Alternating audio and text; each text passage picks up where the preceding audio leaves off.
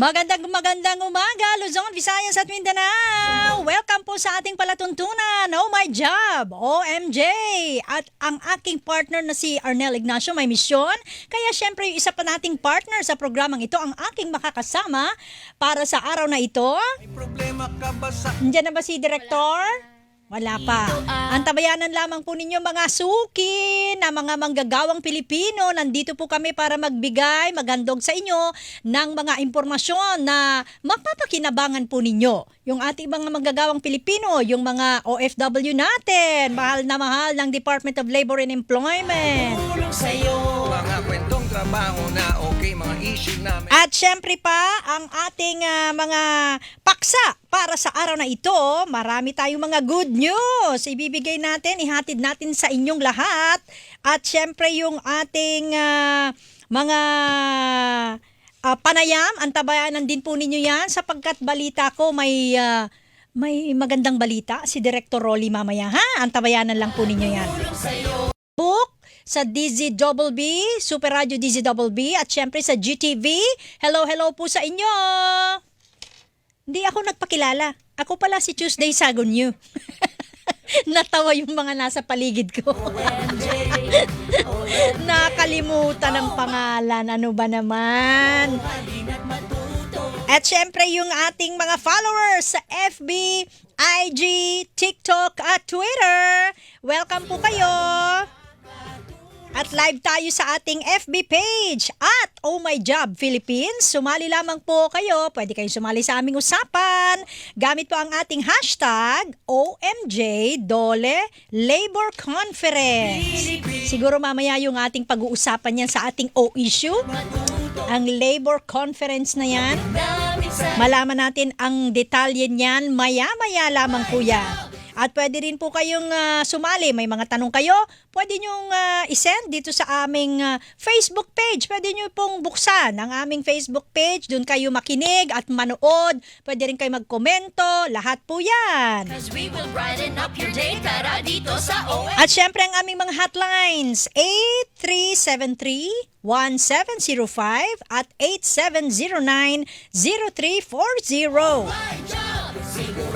Kumusta po ba ang nakalipas nyong isang buong linggo? Ala, ano nang nangyayari sa ating bayan ngayon, ha? Marami na mga nangyayari dahil alam nyo naman, maglilipat na tayo ng bagong liderato. Malapit-lapit na po yan. Ngayon ay June 4. Wala na palang isang buwan. Magbabago na po ang ating pamunuan dito sa bansang Pilipinas nating mahal. Kaya abala ang mga tao. Lahat halos nakikita mo. Ano bang pinagkakaabalahan ng mga yan? Busy sila, yung mga opisyal natin sa gobyerno, busy para sa transition. Sabi nga nila, paglilipat po ng kapangyarihan mula sa kasalukuyang administrasyong Duterte patungo sa bagong administrasyong Marcos. I'm sure pati ang Department of Labor and Employment busy sa paghahanda nila para sa transition. At alam nyo naman, marami namang programa ang ating DOLE, di ba? Na napakinabangan naman talaga ng husto ng ating mga manggagawang Pilipino, ng ating mga OFW. Okay, mga issue na meron kang say. Trabahong maganda ang pay, viral trends that will make you J. Si Arnel Dea at Kaya wag po kayo nga alis maya-maya. Makakasama po natin mamaya sa ating linya si Director Rolly Francia. Antabayanan lamang po ninyo ang kanyang pagpasok maya-maya. In the meantime, siguro mag-good news muna ako, no? Mag-good news muna tayo. Marami tayong good news. Oh, my good news! Oh, my good news! Naghandog po ang DOLE Cagayan Field Office ng 993,647 na livelihood assistance para sa dalawang asosasyon mula sa tinatawag na influenced barangays ng Baggao, Cagayan. Nabigyan ng livelihood grant ang 60 miyembro ng dalawang asosasyon sa pamamagitan ng Executive Order No. 7 o ang Institutionalization of the Whole of Nation Approach. Nakatanggap po ang Bunugan Farmers Association ng mini grocery projects at ang Taytay Sustainable Farmers Association nabigyan naman ng rice and feeds vending. lubos na ikinatuwa ng mga benepisyaryo ang livelihood assistance na ipinagkaloob ng DOLE. Kanilang pinasalamatan ang mga pinuno sapagkat malaking tulong ito sa pag-ahon muli mula sa epekto ng pandemya. Ang Executive Order Number 7 ay ibinaba ni Pangulong Rodrigo Duterte na naglalayong malaman ang ugat ng paghihimagsik para sugpuin ang local armed conflict sa probinsya. Ay, pagka ganyan yung mga probinsya natin, di ba yung sinasabi nga nila na may mga problema sa insurgency. Yan ang karaniwan na tinatarget ng pamahalaan natin na mabigyan ng mga makabuluhan at mahahalagang mga programa ng pamahalaan para yung mga komunidad doon ay umunlad, magkaroon ng progreso, yung mga residente ay magkaroon ng pangkabuhayan o pagkakakitaan. Sa gayon, pag mayroon silang maayos na hanap buhay, mailalayo sila doon sa tinatawag na pakikisali doon sa local armed conflict na tinatawag.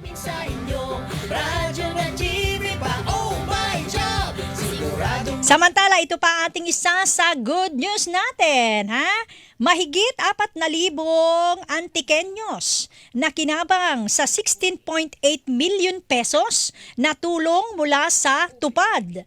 Nagpasalamat ang 4,269 na mga impormal na manggagawa mula sa 16 na munisipalidad ng Antique sa natanggap nilang 16.86 million pesos sa ilalim ng Emergency Employment Assistance na programang TUPAD ng Labor Department. Tumanggap mula sa pangunahing programang pang-empleyo ng DOLE ang bawat benepisyaryo ng 3,950 pesos na sweldo para sa 10 araw na pagtatrabaho sa kani-kanilang komunidad.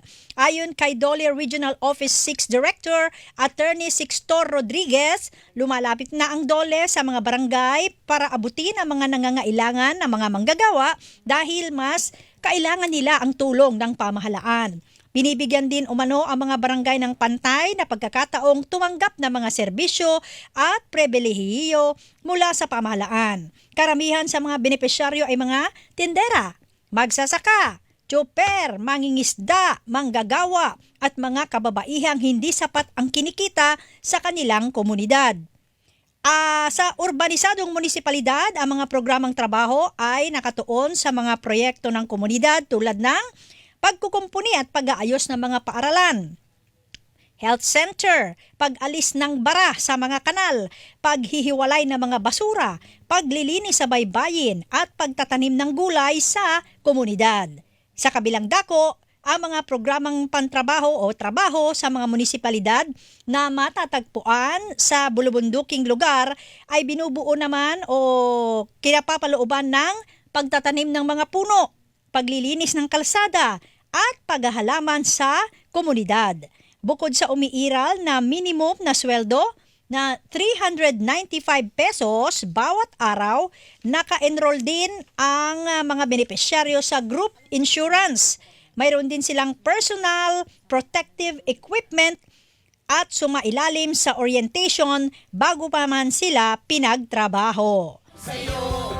Ayan, yung mga communities natin na nakatatangga, usually yung mga nakakatanggap ng TUPAD program ng gobyerno, yung mga nawala ng trabaho, mga informal sector, mga tindera, ganyan. Malaking tulong po ang TUPAD. Ang tanging gagawin lamang po ng mga benepisyaryo dyan, ay maglinis, magtanim doon sa kanilang komunidad.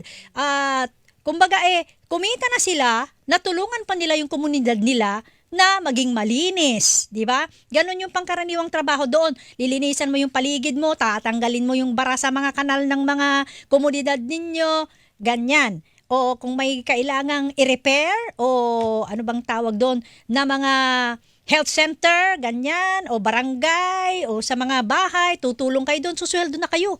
O saan pa kayo nakakita, di ba? Sumweldo kayo sa konting banat ng buto, pero kumita naman kayo. Galing po yan sa TUPAD program ng DOLE. Eto pa, more tayo sa good news. Good news pa more. Trabahong maganda. Ginawaran ng certificate ang 116 na OFWs na nakatapos ng iba't ibang pagsasanay na isinagawa ng Philippine Overseas Labor Office, Overseas Workers Welfare Administration o POLO-OWA sa Taichung, Taiwan sa Ugnayan Training Center. Kabilang sa mga training na isinagawa ay computer, levels 1 and 2, photography, hair cutting for men, bread making at baking, massage therapy for men at soap making. Isinasagawa ang naturang pagsasanay tuwing linggo na nagtagal ng mula 4 hanggang 5 linggo. Bukod sa certificate ay namahagi rin ang POLO-OWA ng vitamin C at iba pang giveaways tulad ng medical face mask at alcohol para sa mga nagsipagtapos sa pagsasanay, gayon din sa mga nagsadya sa Ugnayan Training Center para mag-renew ng kanilang OWA membership. O diba, gusto ko yung ganyan, no? May bread making, may baking. Ang sarap kayang sumali sa mga ganito mga training. O mapakikinabangan po ninyo ito. Ibig sabihin, ay kayo ay pwedeng kumita sa pamamagitan ng mga yan. Bueno, nasa linya na natin ang isa sa ating partner for today sa ating Oh My Job. Siyempre, nandyan si Director Rolly Francia. Good morning, Director! Good morning Tuesday. Magandang umaga po sa ating mga ka-OMJ, sa ating mga kababayang manggagawa. Saan man pong sulok ng mundo kayo naroon na naaabot ng ating broadcast ngayong umaga ng Sabado po sa OMJ. Kamusta, Ma'am Tuesday? Ayos naman, Sir Rolly. At ngayong araw, sabi ko nga sa ating mga suki, marami na naman tayong ihahatid sa kanila na magagandang balita at impormasyon na pakikinabangan nila sa araw-araw nilang pamumuhay. Nabasa ko na yung iba nating good news. Ikaw ba ay mayroon ding ihahatid na good news para sa kanilang lahat? Tapos na pala ang good news mo. Naubusan ka na ng good news. Pero di ba, Tuesday, starting today, di ba dito sa National Capital Region ay effective na ang bagong minimum wage na ibalita mo na marahil yan, ano? Tuesday. Effective today yan, yung 570 na ang minimum wage dito sa National Capital Region. Samantalang dahil effective na dito sa NCR ang bagong minimum wage, dito naman sa Region 4A. Okay. Tuesday, Region 4A. Nagbigay na ng dagdag na sahod na mula 37 hanggang 101 para sa manggagawa ng Region 4A. Kailan ba ito? Kailan ito na-approve, Director Rolly? Kahapon lamang ito in-approve ng Regional Tripartite Wages and Productivity Board. Ganun ba? Dahil dyan, sandali, Director Rolly ha, dahil dyan, ito ang para sa'yo. Super Radio DZWB Flash Report! Yan, sabi ko naman sa'yo, basta may ganyan kang balita, bibigyan kita ng flash report eh. 47 yun, ano? Tama ba yung nabanggit ko? Sabi mo, 47 hanggang 101 pesos. Tama ba? Teka. Tignan mo. Baka tayo mag-abono niya. 47 yun, Tuesday. 47. Hindi 37. Yan. 47. 47 yan yung pinakamababa pesos. at ang pinakamataas ay 101. Very yan ay good. sa Region 4A. Yes. Meron pang isa. Okay. Tuesday. Ano pa sa yan? Davao Region. Davao Region. Naman, Tuesday. Okay. 47 pesos din. 47 pesos ang dagdag na sahod across all sectors yan. Across all sectors. So, ibig sabihin, ma-industrial man or non-agricultural or agricultural, 47 pesos yan Tuesday. Yan. So, dalawa ang hatid nating good news sa kanila ha. Yung sa Region 4A na 47 hanggang 101 pesos dagdag sa minimum wage. At syempre sa Davao Region, 47 pesos din. Very good. Pero alam mo Tuesday, medyo masalimuot yung madaming factors itong wage adjustment sa Region 4A. Kasi mababa nga niyan ay 47, pero alam mo yung mga nagtatrabaho sa non-agriculture, yung merong mga pagawan o mga employer na merong manggagawa na hihigit sa 10 employees, at 70 pesos at tatanggapin nila. Mataas yun. Mataas yun. Historical Oh, yan. very good. Oo. At upang maunawaan siguro natin ng mabuti, Tuesday, no, yung komplikasyon o yung intricacies nitong wage adjustment proposal para sa region. Kasi proposal ito Tuesday dahil although nag-issue na sila ng wage order dyan sa Region 4, kailangan nilang isumiti ito sa National Wages and Productivity Commission para i-affirm at ma-publish at bago ito maging effective. Ngayon, para maunawaan natin Tuesday yung nitty-gritty, no, nitong kasi iba-iba Oo nga. Siguro alam mo naman ang composition ng Region 4A. Meron diyang mga madami diyang syudad at Correct. marami din mga industrial estates. Correct. Meron mga rural bago pa lang umuusbong na ekonomiya diyan sa Region 4A. So para maunawaan natin Tuesday, may narapat kung makakwentuhan natin ngayong umaga yung regional director ng DOLE diyan sa Region 4A, Okay. and at the same time the chairman of the Regional Tripartite Wages and Productivity Board, si Regional Director kwentuhan muna natin. Oo, nasa Bago tayo linya na tumuloy siya, sa iba Director pang mga- Rolly. Nasa linya na. Nasa linya na. Ay, syempre naman. Napakabilis. Kailangan. Yeah. Dapat mapaliwanag niya itong ating wage increase dyan sa kanyang region. Yeah. Nasa linya po natin. Walang iba kundi si Regional Director Ezekiel Ronnie Guzman, ang Region 4A Regional Director. Good morning po, RD Ezekiel. Good morning, RD Ronnie. Magandang umaga po sa inyo lahat, lalo-lalo na po ang ating napaka-aktibo, napaka-husay at napakasipag ng ating director po ng aming information department ng Department of Labor, si Director Rolly Francia. Good Ay, morning, sir. syempre. At ang ating napakaganda pong host. Kasama natin si Opo. Ma'am Tuesday. Yes, sir. Napakaganda, napakasipag yan. Hindi tayo iniiwan Ayo yan. po, opo. Kahit anong mangyari, kasama natin yan sa Maraming OMJ. salamat po at bigyan niya ako o kami ng pagkakataon po na maipahatid ang bago po nating wage order Opo. sa Region 4A Calabarzon na matagal na pong inaantabayanan ng ating mga manggagawa. Mhm. At ako nga po hindi makasagot-sagot sa kanilang Facebook noon, pero ngayon po eto na po. Sa wakas, nailabas na rin. Sa wakas, nailabas na rin. At ito po ay dala na masusing pag-aaral Mhm. para hindi po, kumbaga, magabayan po natin ang Calabarzon na considered po as the fastest growing region. Yes. Ay, Okay. Director Ronnie, sabi ma'am. kanina ni Director Rolly, 47 pesos hanggang 101 pesos. So ano Yeah, ano bang mga sektor 'yan? Ba't hindi pare-pareho ang matatanggap nilang Opo. wage increase? Opo, actually po ay hindi naman, yung 101 misnomer yon, actually 97. Oh. 97. Pero mataas yun, mataas na rin yun. Mm-mm. Ganito po yan ang pinanggagalingan po ng paghabi namin ng wage order. Mhm. Una po ay tinignan namin yung pagbabalik po ng nawalang halaga ng purchasing power po ng ating mga workers Mhm. dito sa Region 4A, para sa ganun po ay makahabol sila o they can be able to cope up with the changes po ng ating socio-economic condition, Mhm. lalo-lalo na po itong pagtaas po ng ating langis, yung langis, Mm-mm. kasi din po ang nag-create ng trigger in increases in the prices of our basic manufactured commodities as well as services. Mhm. Pangalawa po ay tinignan din po namin yung competitiveness ng aming wage levels, no? Between and among regions Mm. contiguous sa Region 4A at similarly situated in terms of economic condition with 4A, like sabi na natin NCR, Yes. Region 3, yan po, Cebu, yan. Mhm.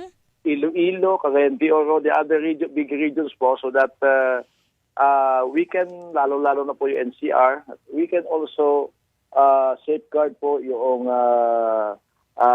labor force natin dito na hindi po sila migrate po Migrate. sa NCR. Opo, Correct. kaya hindi maubusan.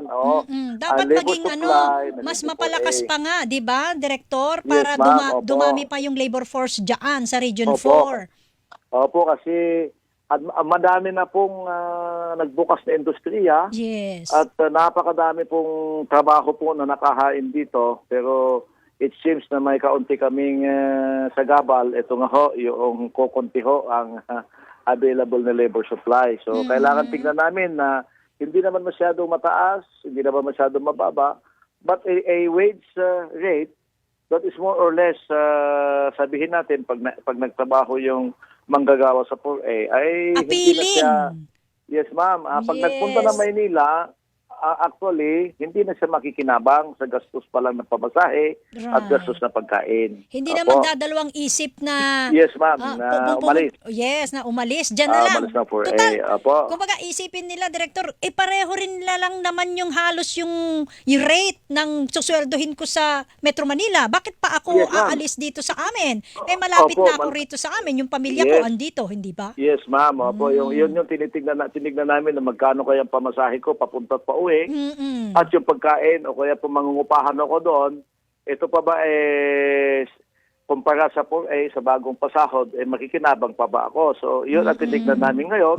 So, within your wage order, palagay namin po ay magiging attractive na at competitive yung Okay. napagsunduan. Right. Opo. Director Oh, Rolly. pero RD, gaano po ba karaming minimum wage earners ang makikinabang dito sa bagong wage order na to sa region? Yes. Sa more or less po 6 million na labor force.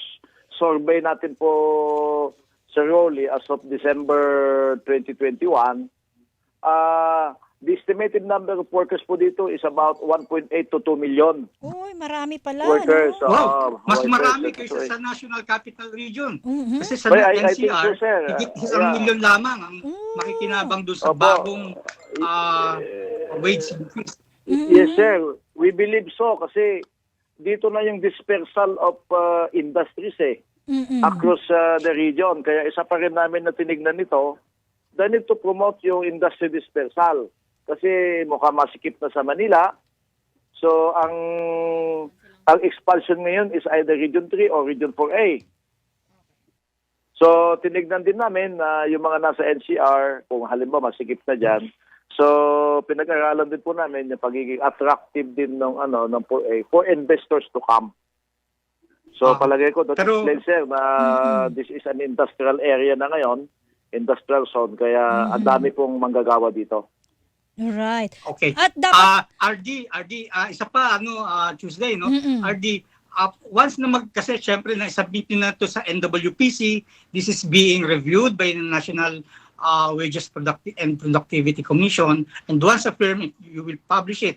Kailan ba Yes, sir. or paano yung effectivity? Ito ba Yan. yung buong halimbawa for non-agricultural workers, dahil sinasabi dito sa wage order mo 70 pesos 70 pesos. Yes, sir. Effective Opo. immediately ba pag ba nag-take effect itong wage order na to, yung buong 70 pesos makukuha na ng ating mga manggagawa? kasi yung iba, 'di ba, tranches binibigay? Yes, sir. Ganito po, ma'am. Actually, ang naisubmit na po namin sa National Wages and Productivity Commission for the review and affirmation by the Secretary, ating kalihim. We expect, ma'am, na sana before the 15th of June. Mm. Oo, may forward na sa amin at may finalize na namin at may publish na namin para maisama sana doon sa 13-month pay. Oo, Yung second nga tranche. naman. Yung second tranche. Oo, Yung tama. second tranche. Yung first tranche po, ganito po.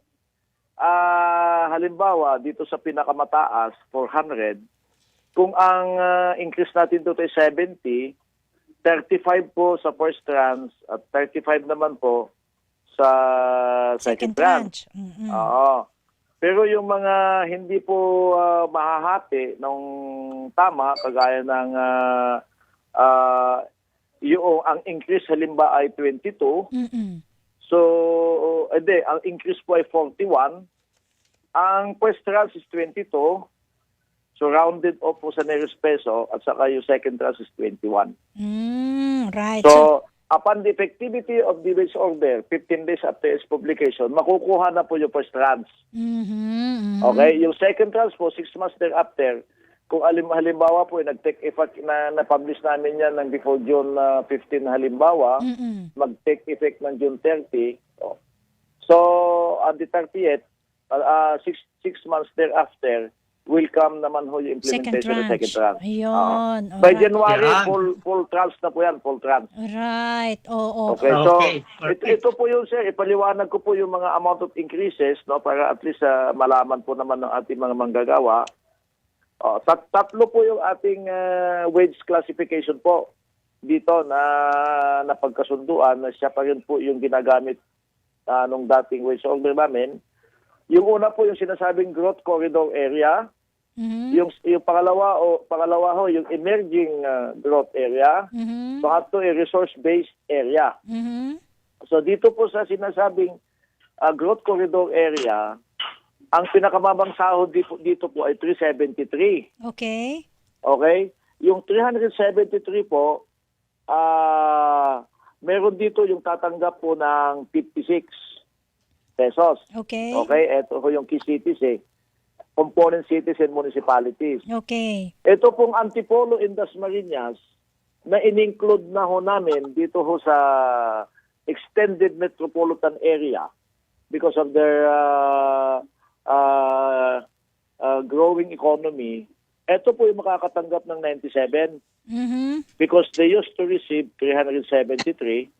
So ang sweldo nila after the second tranche will be 97. Ang Okay. increase po. Maging po 97 ang... 70. Alright. Oo. Itong emerging Ito area. Naman, ito pa ma'am, yung 400 naman na umiiral ngayon, ito po yung magkakaroon ng increase na 70. 70 pesos. 70 pesos. So, yes ma'am, by end of the year, magiging ano na to, 470 na. Yes. Opo. Okay, so palagay ko naman, matutuwa yung ating manggagawa dito. Oo naman. Dahil Sayang this is the din first yan. time na, this is the first time Yan. na tatanggap tayo ng ganito. Yung Okay yan. emerging growth area po, ang increase dito po ay nagre-range from 43, may tumatanggap po dito ng 347, magiging 390, 43. May tumatanggap po dito ng 333, magiging 390, 57. So from 43 to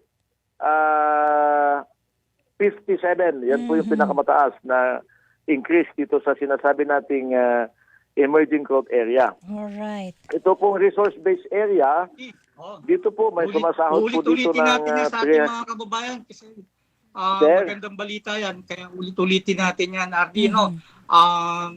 Siguro Tuesday? Yeah, baka pa, may- Yes, sir. Actually, maliwanag na po ito pag may publish na, makikita Yes. na po dito kung Makikita ano na yung nila mga dyan.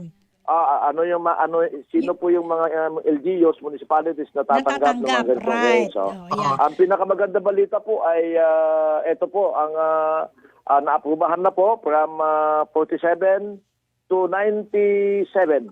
Right. Very good. Okay, 97. Opo. Dahil dyan, Director Ezekiel Ronnie, kami po'y Congratulations, nagpapasalamat. Ardi. Yes. Ardi. At magandang balita yan sa ating mga manggagawa dyan sa Region Magandang balita. 4A. Very good. Opo, At least mayroon silang ano ngayon. Maraming salamat, Ardi Ron, ha? Yeah. Thank you. Salamat, Ardi. Ronnie Guzman. Salamat sa iyong oras, Ardi. Thank you. Thank you. Salamat po. At dahil dyan, Good morning. Director Rolly, ituloy natin dahil may good news pa rin tayo, hindi pa tayo tapos. Dito sa OMJ, kayo po ang bida. Kaya naman, more, oh my good news pa tayo, Director Rolly, binigyang parangal ang mga natatanging benepisyaryo, partners at program implementers ng DOLE, DILP at TUPAD sa naganap na Kabuhayan Awards para sa taong ito. Panoorin po natin ito. Isa na namang oh my good news ang hatid ng DOLE mula sa Bureau of Workers with Special Concerns. Ang Kabuhayan Awards 2022 na ginanap noong ika-27 ng Mayo sa New Coast Hotel, Manila. Pinarangalan ang mga natatanging benepisyaryo, partners at program implementers ng DILP sa ilalim ng TUPAD. Dinaluhan ni Secretary Bello at mga senior officials ng DOLE at ilang punong bayan at lungsod ang awarding ng Best DOLE Assisted Livelihood Projects. On behalf of our DOLE family, I also commend our best performing TUPAD and DILP focal persons, our local government units, and accredited co-partners in implementing the DILP. Your steadfast commitment to bringing our programs and services closer to the needy workers is truly laudable, especially during this crucial time. To all the awardees, therefore, my congratulations and warmest thanks. Lubos na ikinatuwa ng mga pinarangalan ng banggitin ni Secretary Bebot na kanyang dodoblihin ang mga cash prize na matatanggap ng mga awardee. Kinilala at binigyang parangal ang mga nagwagi para sa major awards sa ilalim ng Best Individual Category at Best Group Category. Ang nagwagi sa Best Category para sa individual ay nag-uwi ng 50,000 pesos, samantala ang Best Group Category ay nag-uwi ng 100,000 pesos. Sa ipinagkaloob na livelihood assistance ng DOLE para sa mga beneficiaries ng iba't ibang programa ay kanilang mataguyod na napalago at napaunlak ang kani-kanilang mga negosyo, kung saan nakapagbigay din sila ng trabaho sa mga nangangailangan nito. We in the department assure you that we will continue to develop labor and employment programs and policies that will benefit workers from all sectors. Naisin nating parangalan ang mga taong nagsilbing tulay upang epektibo nating mayatid ang mga programa ng DOLE sa mga lubos na nangangailangan. I do hope that you continue to be examples of excellence and sources of inspiration in your respective communities and even beyond. Sa inyong lahat, maraming salamat at mabuhay po kayo. Ayan, at syempre pa Director Rolly, dahil hindi tayo nauubusan ng good news, may isa pa tayong good news. Dating GIP beneficiary, ngayon parte na po siya ng DOLE bilang isang Department Legislative Liaison Specialist. Ito naman po, panoorin natin.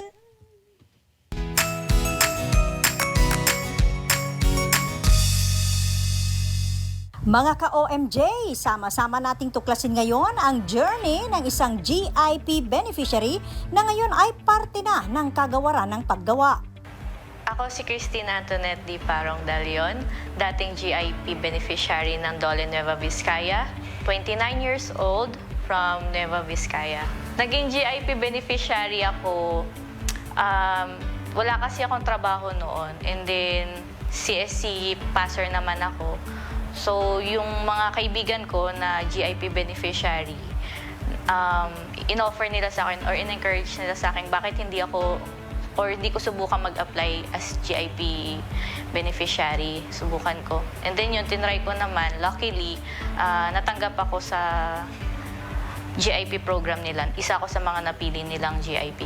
Ang Government Internship Program o GIP ay isang programa ng DOLE kung saan nagbibigay ng trabaho para sa mga kwalipikadong mamamayan na nais maglingkod sa sektor ng public service.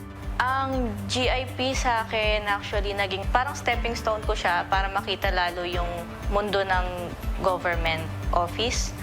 Nakita ko kung paano talaga magtrabaho ang mga empleyado sa gobyerno and kung ano yung mga dapat mong gawin as government employee ng departamento ng DOLE. Kasi doon ako napunta nung nakuha kong GIP. Para kay Christine, nagsilbing daan ang GIP upang mas mapaunlad niya ang kanyang kakayahan at ang pagtulong sa kapwa. Hindi niya hininto ang paglilingkod sa mamamayan at ipinagpatuloy niya ito nang siya'y mag-apply sa DOLE. nagustuhan kong maging isang government employee. So, tinry kong maghanap ng mga bakante, posisyon. As in, nag-apply ako, namigay ako ng resume ko and all. And then, luckily, nakuha ko ni Dole Legal Service. Kala ko nga nun, hindi na ako makukuha kasi wala tumatawag. Then, nagulat ako, sabi nila, oy, ikaw yung nakuha ng legal service. Laking tuwa ni Christine nang kanyang malaman na maipagpapatuloy ang pagiging lingkod sa public service, lalo na sa kagawaran ng paggawa. Ngayon, ang trabaho ko sa Dole is Department Legislative Liaison Specialist. Ang trabaho ko dito mostly is nakipag-coordinate kami sa Senate and Congress, kung saan kami yung liaison ni Dole na nakikipag-usap regarding sa mga bills na related sa labor or other projects ni Dole na pwede nating i-coordinate sa dalawang house. Naging malaking parte ng buhay ni Christine ang mapabilang sa GIP at sa Dole. Naging malapit ito sa kanyang puso at ang nais na makapagbigay serbisyo sa ating mamamayan. Unang-una, ang mensahe ko sa Dole is maraming salamat at kinuha ninyo ko at tinanggap ninyo ko ng buong buo dito sa departamentong ito. Nagpapasalamat ako kay Secretary Bello, kay Yusek Paredes, sa Legal Service and sa DLLO dahil sila nakita nila yung potential ko, naniwala sila sa kakayanan ko. Sa kabila ng mga karanasan sa buhay at pag-abot ng mga pangarap, kasama nyo ang buong puwersa ng Dole. Maghahatid ng tulong at mag-aabot ng kamay para sa inyong pag-unlad.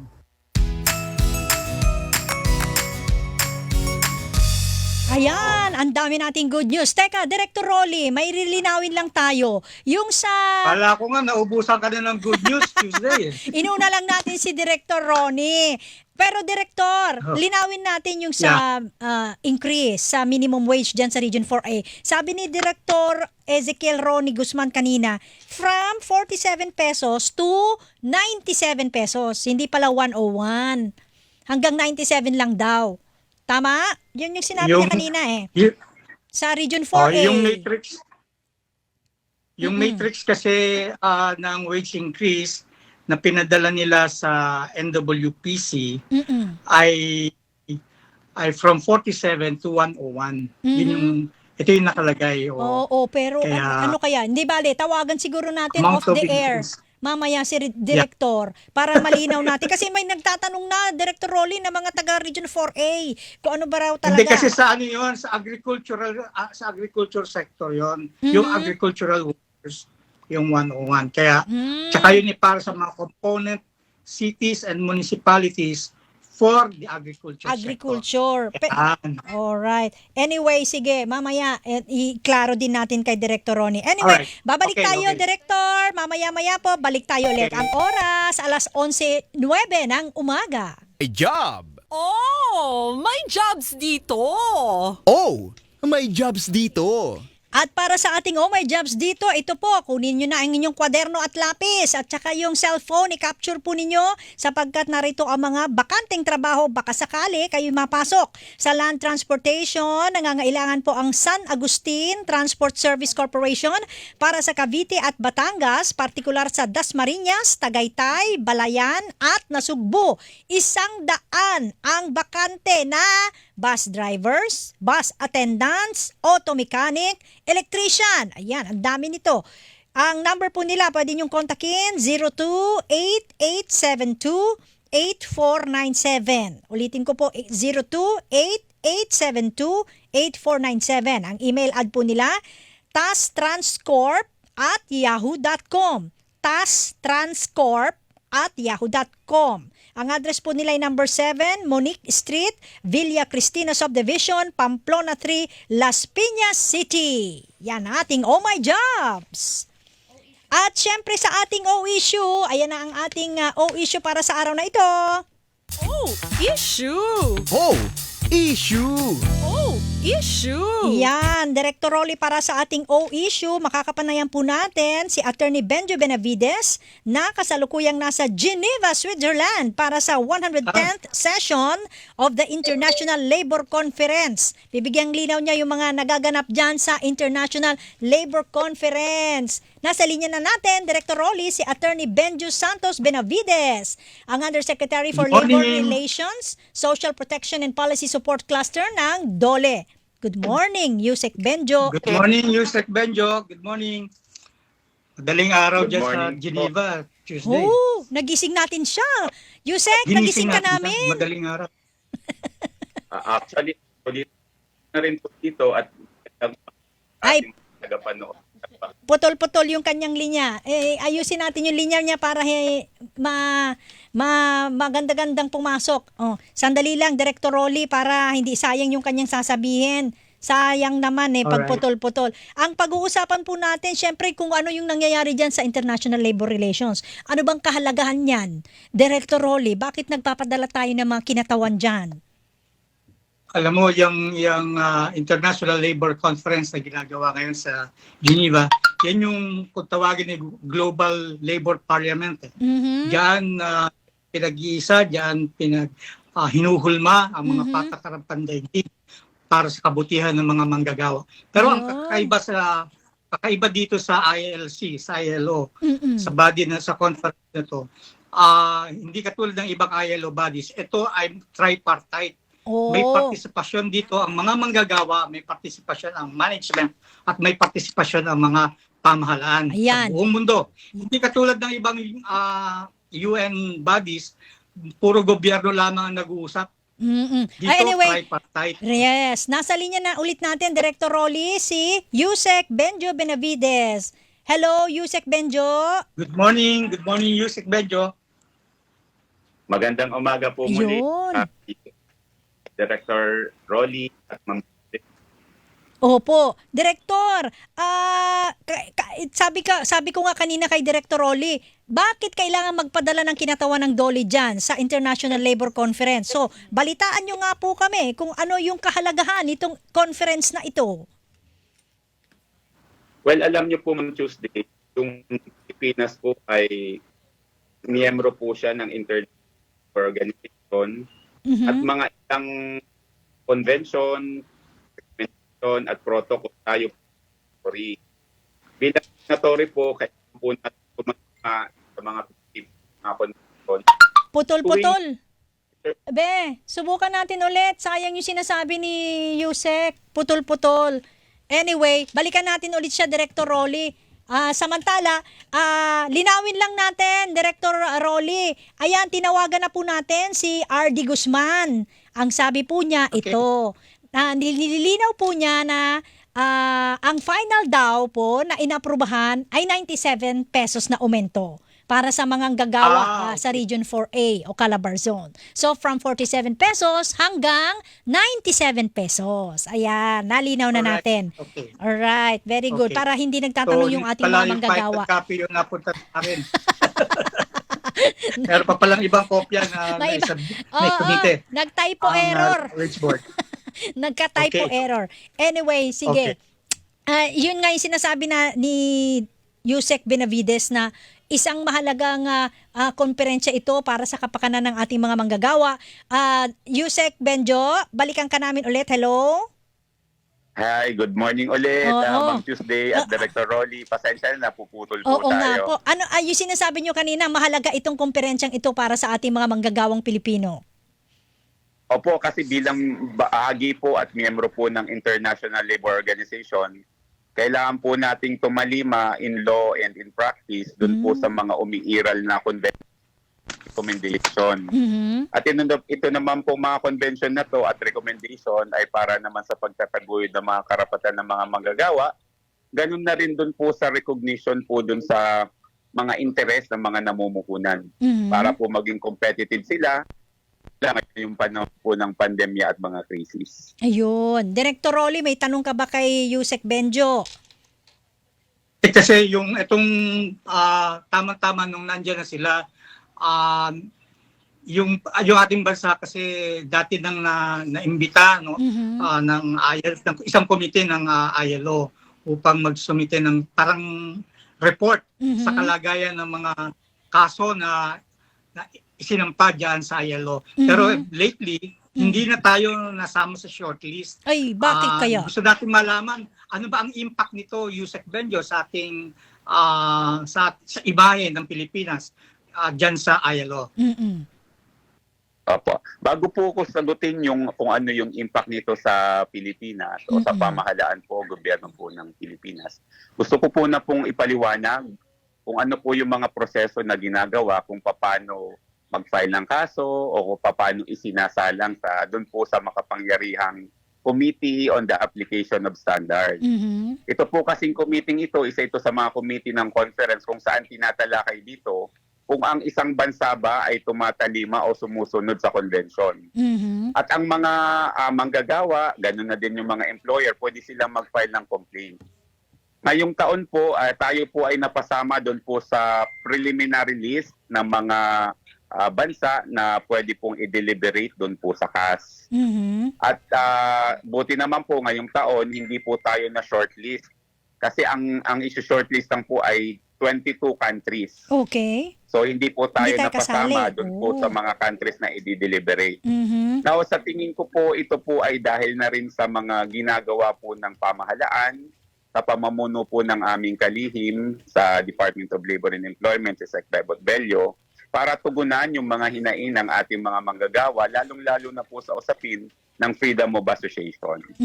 So ito po ay tuloy-tuloy naman po nating tinutugunan yung mga problema na kinakaharap po ng ating mga kaibigan po dyan sa Pilipinas, na mga trade unionists, mga kasama sa union, mga federation, na tayo po talaga ay isa sa una mga bansa na pumirma doon sa o nagratifika doon sa ILO Convention 87 at 98. Yun. Ito po yung Freedom of Association at yung karapatang makapag-collective bargaining.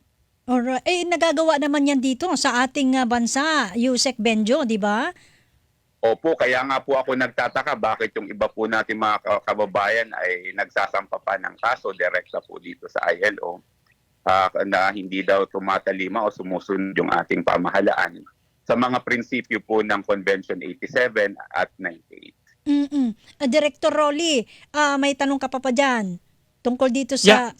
Kasi isa sa mga concern no ng ating globally, of course, ay yung safety at ng mga manggagawa sa workplaces, lalo na ito nasa COVID pa tayo. Paano tinutugunan yan na Yusek Benjo ng ILC? Ano so far ang kaisahan ng mga bansa ng mga negosyo at mga representatives sa manggagawa tungkol dito? Alam niyo po, napakaganda naman po ng developments na nangyayari dito. Sapagkat kung maalala po natin noong 1998, naglabas po ng isang declaration ng ILO. Ito po yung declaration ng mga fundamental rights at work. Nag-enumerate po doon ng mga fundamental rights. Unfortunately, in 1998, hindi pa naisama yung occupational safety and health standards.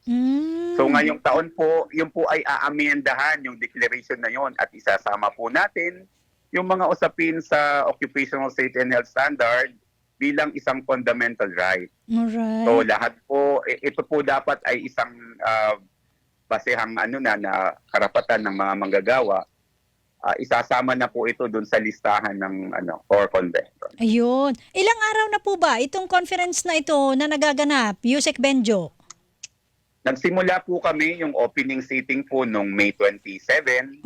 At ito po ay magtatapos sa pamamagitan ng, of course, closing na sitting sa June 11. Matagal-tagal pala. Pero ako po, kasi marami pong member countries, so marami po yung tinatalakay, marami pong nagbibigay ng proposal at mga amendment. Ito po ay pinoproseso sa kabuuan po ng konferensya.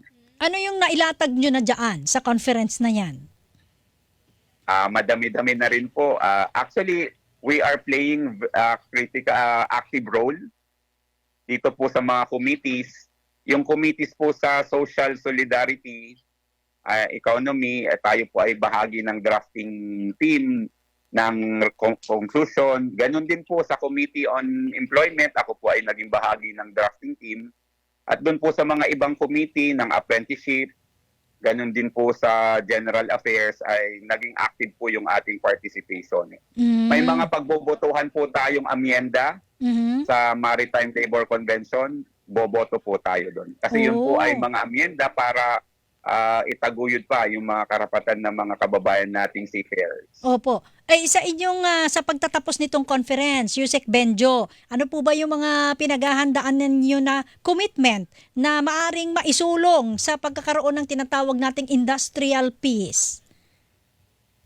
Well, mumungkahi po natin na ituloy natin yung promotion ng Occupational Safety and Health Standard. Tayo po ay nagratifika na ng protocols. Tayo po ay may mga batas sa Occupational Safety and Health Standard. Ito po ay nung mga nakaraang taon parang na-sidetrack natin yung usapin ng Occupational Safety and Health Standards. Pero ngayong pandemya, na-realize natin na napaka-importante nitong standard na to.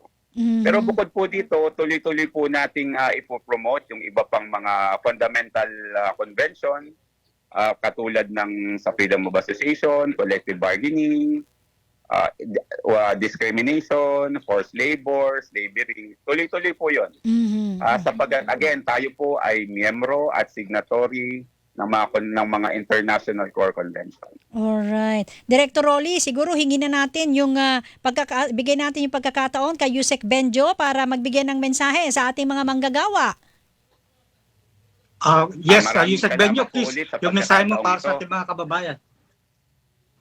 Maraming salamat po ulit sa pagkakataong makapagbigay ng mensahe.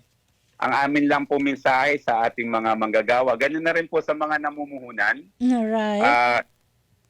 Ang pamahalaan po ay patuloy pong ginagawa ang mga karampatang hakbang nang sa ganun ay maprotektahan po natin yung inyong mga karapatan. Ganun na rin para matulungan natin yung ating mga kababayang namumuhunan na makarecover po sa pandemya. Nakasentro din po ang komperensyang ito kung paano ibabalik yung mga nawalang trabaho, kung paano ibabalik yung mga nagsuspending mga enterprises, nang sa ganun ay makabalik na po tayo sa pre-pandemic level. Yung po ang hangad po natin na sana ay maging normal na ang mga pagawaan at maging tuloy-tuloy po ang ang development sa larangan po ng labor relations at labor standards. Yun lamang po, Ma'am Tuesday at Director Rod. Salamat po sa inyo, si Attorney Thank you, Benjo. Yusek Benjo. Yan. Tulog ka ulit. Fresh from Maraming salamat, maraming salamat. inistorbo natin siya. Oo, nandun pa pala siya sa ILO. Salamat sa iyo, Attorney Benjo Benavides, Undersecretary for Labor Relations, Social Protection and Policy Support Cluster ng Department of Labor and Employment. Samantala, batiin lang natin, Yusek Rolly, yung ilan sa ating mga suki na nanunood ang mga taga Metropolitan Medical Center. Diyan sa Medical Endoscopy Unit sa pangunguna ni Nurse Dovi Joy Turalba at yung kanyang mga team diyan sa Metropolitan Hospital, Metropolitan Medical Center. At syempre, yung suki natin diyan sa Zambales, si Ate Ruth Gonzales.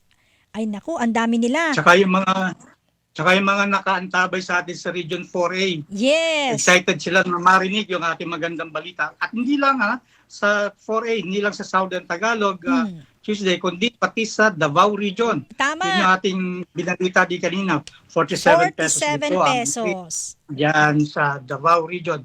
At bago tayo magpaalam, Tuesday, baka makalimutan ko, meron po tayong job fair muli sa June 12. Yan. Po yan sa Bulacan. Malaking job fair po ito.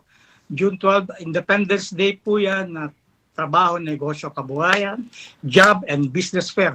Malaking event din po to.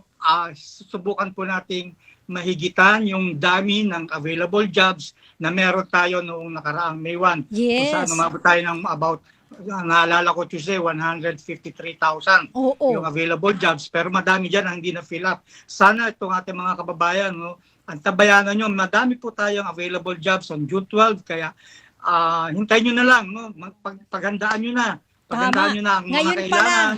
I-ready na Yan. ang resume. Ready na. Tuesday. Yes, maraming Diba? kopya at syempre ballpen at pleasing personality syempre kailangan medyo may dating-dating kayo ng konti para matanggap kayo on the spot.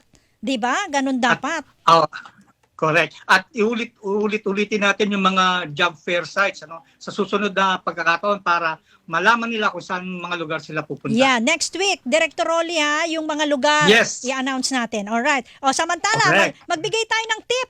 Tip ni Tuesday para ngayong araw. Trabaho tip ni Tuesday. Ang ating tip sa araw na ito, tukuyin kung anong mga bagay ang nakakakuha ng inyong atensyon kapag ikaw ay gumagawa ng iyong mga tungkulin at responsibilidad. Kung ito'y magiging hatlang sa tuloy-tuloy na sa pagtatrabaho mo, dapat mo itong iwasan dahil makakaapekto ito sa iyong oras at sa daloy ng iyong pagtatrabaho. Alisin ang mga bagay na nakapagpapabaling ng iyong atensyon sa pagtatrabaho upang makatapos agad sa mga gawain at maipagpatuloy ang susunod pang trabaho. Ibig sabihin, pag mayroon kayong ginagawa, ilayo nyo muna yung ML nyo, yung laro-laro. Diba distract kaya yan ang trabaho. Imbis na magtuloy-tuloy ka na sa pagtatrabaho, hindi, naglalaro ka pa, ganyan-ganyan. Oy, mahirap yun, hindi ka makakatapos niyan sa maghapon. Anyway, paalam na tayo, Director Rolly. Thank you. Hanggang sa susunod na linggo, Tuesday. Yes. Sana makabalik na si DA dahil inabando na tayo ni DA. Pinagpalit tayo sa mga Arabo. Huwag ka maingay, nanonood siguro yun. Hindi naman siguro, by Saturday babalik na yon, Director Rolly. May Okay. mission lang siya. Mga kapuso, mga manggagawang Pilipino, salamat po sa inyong pagtugaygay sa aming palatuntunan sa Oh My Job, OMJ. Ito po si Tuesday sa Good OMJ. News. At syempre Ako po si Rolly Francia ng Department of Labor and Employment. Salamat po, bye-bye! Takbuhan ang